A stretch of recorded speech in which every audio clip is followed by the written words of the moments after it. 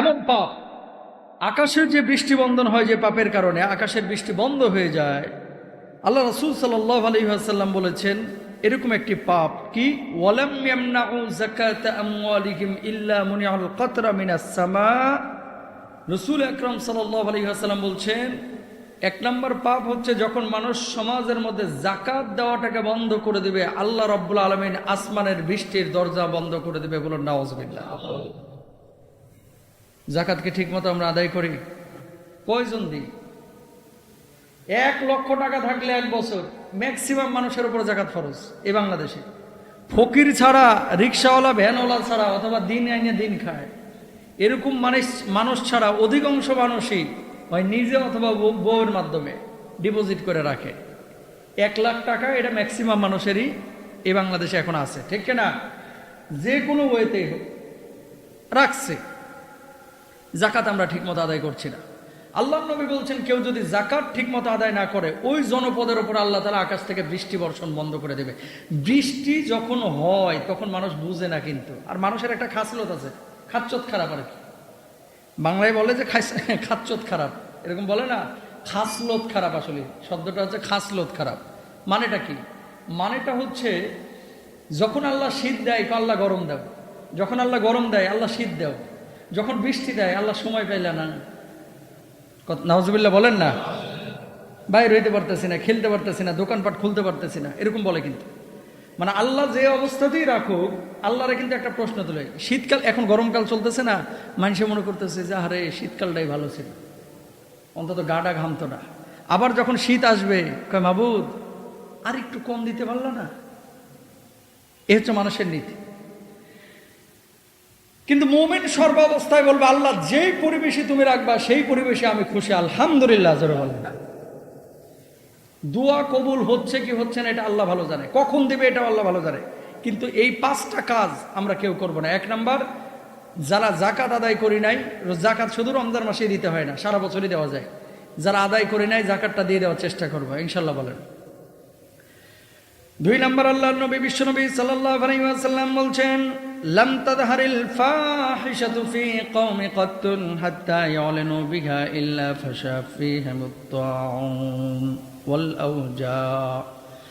আল্লাহর নবী সাল্লাল্লাহু আলাইহি ওয়াসাল্লাম বললেন দুনিয়ার জিন্দেগিতে যখন অশ্লীলতা বেড়ে যাবে, জিনা ব্যভিচার বেড়ে যাবে, অবৈধ রিলেশনশিপ বেড়ে যাবে, পর্দাহীনতা বেড়ে যাবে, লজ্জাস্থান উন্মুক্ত করে মানুষ রাস্তাঘাটে চলাচল করবে, চলাফেরা করবে, মানুষ অবৈধ সম্পর্ককে হালালের মতো করে ব্যবহার করবে। লা ইয়াকুনাল্লা মিন উম্মতি আকওয়ামুন ইস্তাহিল্লুনাল হাইরা ওয়াল হারিরা ওয়াল খামরা ওয়াল মাযিদ।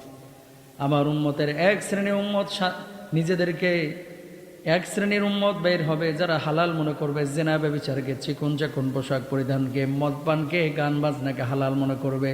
আল্লাহ রাব্বুল আলামিন ওই জাতির উপরে, সমাজের উপর আযাব দিবে। বলুন নাউযুবিল্লাহ। পর্দাহীনতা বাড়ছে না কমছে? নামাজ পড়ে রোজা করে কিন্তু পর্দার সাথে চলতে রাজি।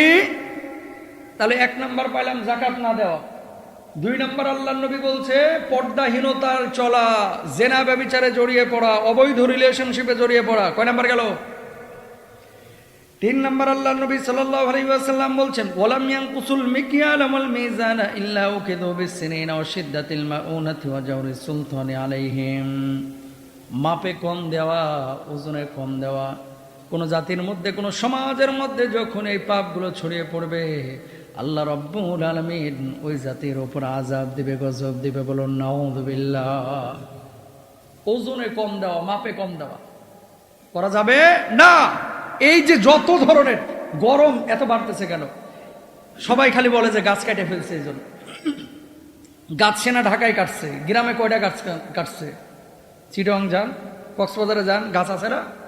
গ্রামগঞ্জে গাছ আছে না? গরম কিন্তু বাড়ছে। গাছ থাকলেই যে গরম কমে যাবে বিষয়টা এরকম না। গাছ পারিপার্শ্বিক মানে পরিবেশের ব্যালেন্স রক্ষা করে। এর মানে এই না যে গাছ থাকলেই আপনার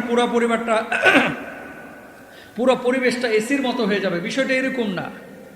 উষ্ণতা বা এই যে বৈশ্বিক উষ্ণায়ন যেটা বেড়ে যাচ্ছে, এটার পেছনে মূলত মানুষের কৃতকর্ম দায়ী, মানুষের পাপ দায়ী এবং মানুষের গাদ্দারি বেঈমানি দায়ী, ঠিক কিনা ভাইরা? বুঝছেন কেন সৌদি আরবে বৃষ্টি কেন বেশি হচ্ছে? আজকে আবহাওয়াবিদরা তো মাশাআল্লাহ প্রতিদিন ফেসবুকে রাত্রে দেয় 80 মাইল বেগে আজকে ঝড় হইতে পারে, কই হয় না তো।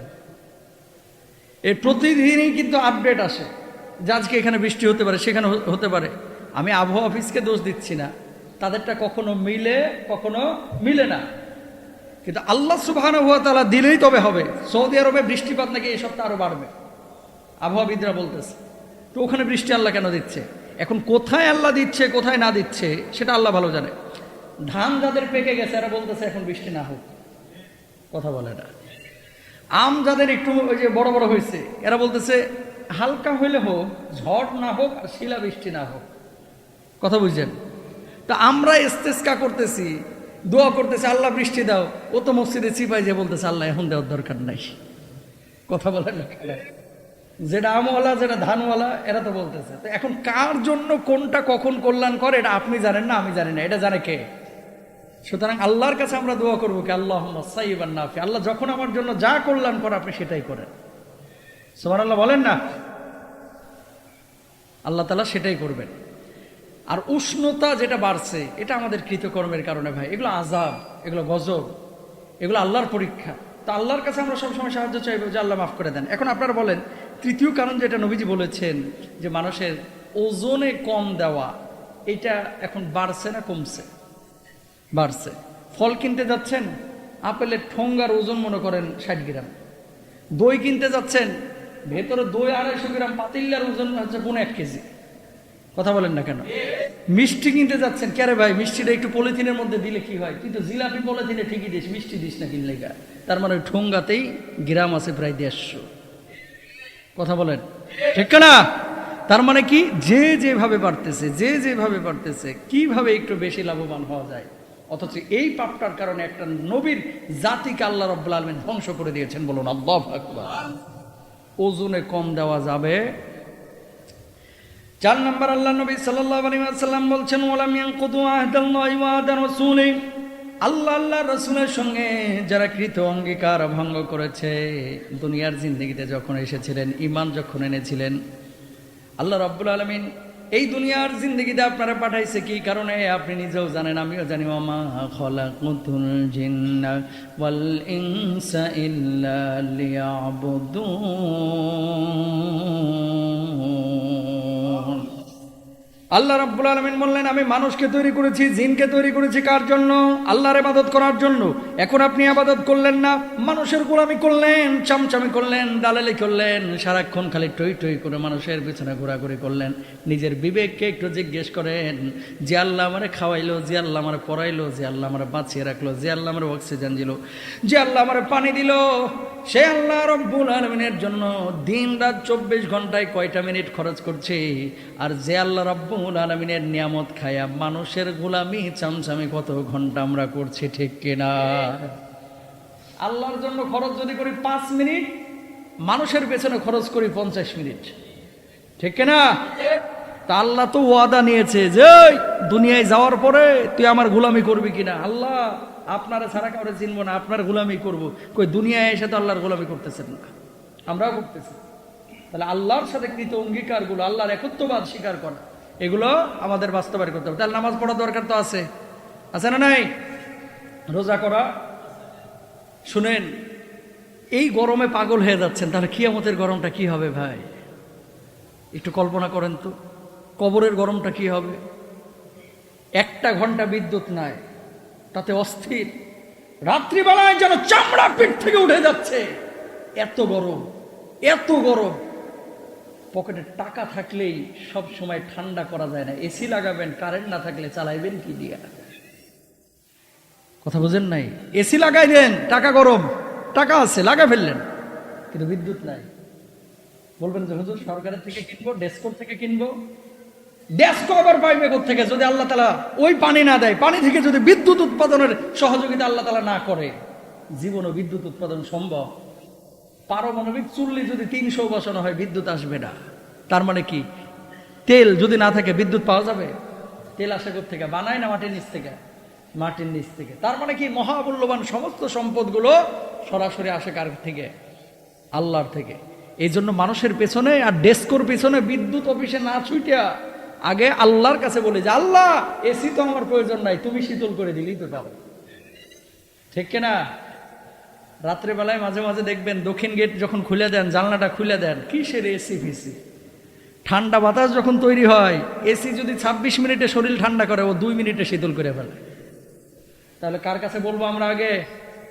আল্লাহর কাছে। আল্লাহ, গোটা দুনিয়াটারে এসি বানায় দাও না। আল্লাহ আল্লাহ চাইলেই পারে না? পারে। পাপ বাড়বে যত, উষ্ণতা বাড়বে তত। পাপ কমবে যত, উষ্ণতা কমবে। এসিতে থাকলেই যে শান্তিতে আছে ভাই, এটাও কিন্তু না। এসির মধ্যে আছে কিন্তু মানজা ব্যথা, 3টা ট্যাবলেট খাও, ঘুম আসতেছে না, আছে না নাই? তার মানে কি, এসির মধ্যে থাকেন আর ফ্যানের মধ্যে থাকেন, থাকা যায় যাচ্ছে, আপনাকে পাপটা আগে ছাড়তে হবে, আপনাকে আল্লাহর পথে চলতে হবে, আল্লাহর সঙ্গে কৃত অঙ্গীকার পূরণ করতে হবে। যদি করতে পারেন, আল্লাহ তাআলা উষ্ণতা কমাবে, পরিবেশটাকে ঠিক করে দেবে। আর যদি কমাইতে না পারেন, তাহলে যতই আপনি এসি লাগান, পরিবেশটারে ঠান্ডা করতে পারবেন না। একজন মানুষ 24 ঘন্টা এসির মধ্যে থাকা সম্ভব না, ও মানুষ টিকতে পারবে না, বাঁচতে পারবে না। যারা থাকে তারা জানে, কারণ এসির মধ্যে থাকলে অক্সিজেনের ঝামেলা হয়, গলা শুকিয়ে যায়, টান মেরে ওঠে মাঝে মাঝে গলা ডারে। কারণ কি, বাইরের বাতাসে তেমন ঢুকতে পারতেছে না। আপনি এসির মধ্যে 5 মিনিট থাকলেন, 10 মিনিট, 5 ঘন্টা থাকলেন, বাকি 6 ঘন্টা যে বাইরে কাজ করতেছেন, আল্লাহ যদি শীতল না করে, এরকম গরম যদি 24 মাস থাকে, 12 মাস থাকে, মানুষ টিকতে পারবে না। কাজ কাম করা যাবে বাইরে? তাহলে আল্লাহর কাছে আমরা ছুটবো, আল্লাহ শীতল করে দাও, কান্নাকাটি করবো, ইনশাল্লাহ বলেন। এই গরম কমানোর জন্য চোখের পানি যথেষ্ট। চোখের পানিটা ছাড়বেন, কান্না করবেন, আল্লাহকে বলবেন, আর পাপ ছাড়বেন। আল্লাহ কবুল করুক, আমিন বলেন।